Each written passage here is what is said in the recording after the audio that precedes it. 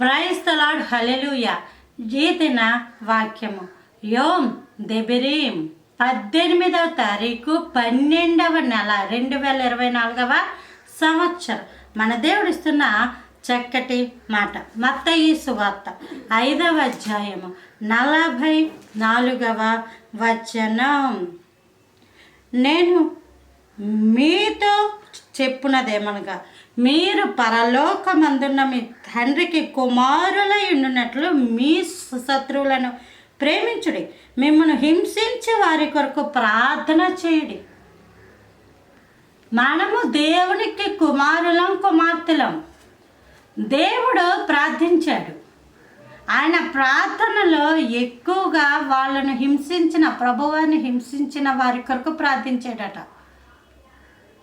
అందుకే ప్రభువారు విలువ మీద ఉంటున్నప్పుడు మాట్లాడిన మాట, తండ్రి వీరేమి చేస్తున్నారో వీరెరుగురు కనుక వీరిని క్షమించండి అని ప్రార్థించాడు.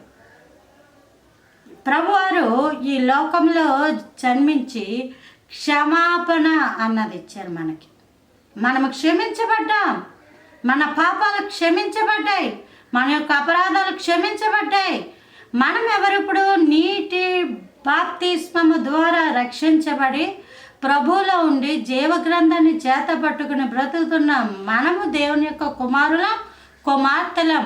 అయితే ఇంకా పరిపూర్ణులుగా కుమారులు, కుమార్తెలు అవ్వాలంటే మిమ్మల్ని ఎవరైతే హింసిస్తున్నారో వారి కొరకు ప్రార్థించండి.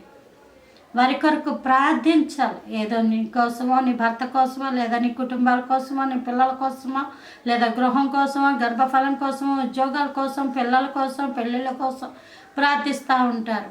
అయితే వారిలో ప్రాముఖ్యంగా నిన్నెవరైతే హింసిస్తున్నారో వారు రక్షణ పొందుకోవాలని నువ్వు ప్రార్థన చేయాలి. రక్షించి ప్రభు ఆత్మలు అయ్యో అగ్నిగుండంలోకి వెళ్ళిపోతున్నాయి అని వారి యొక్క రక్షణ నిమిత్తం ప్రార్థించాలి. ఎంత గొప్ప దేవుడు అంటే ఇటువంటి ప్రేమను చూపించాడు ఆయన.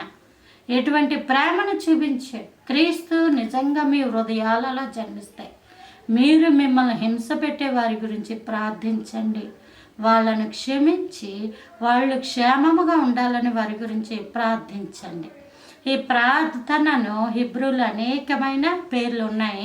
వాటిలో ఒకటి ఖర, అలాగే గ్రీకులో ప్రొసోకోమాయ్ అని అంటారు. ఆమెన్.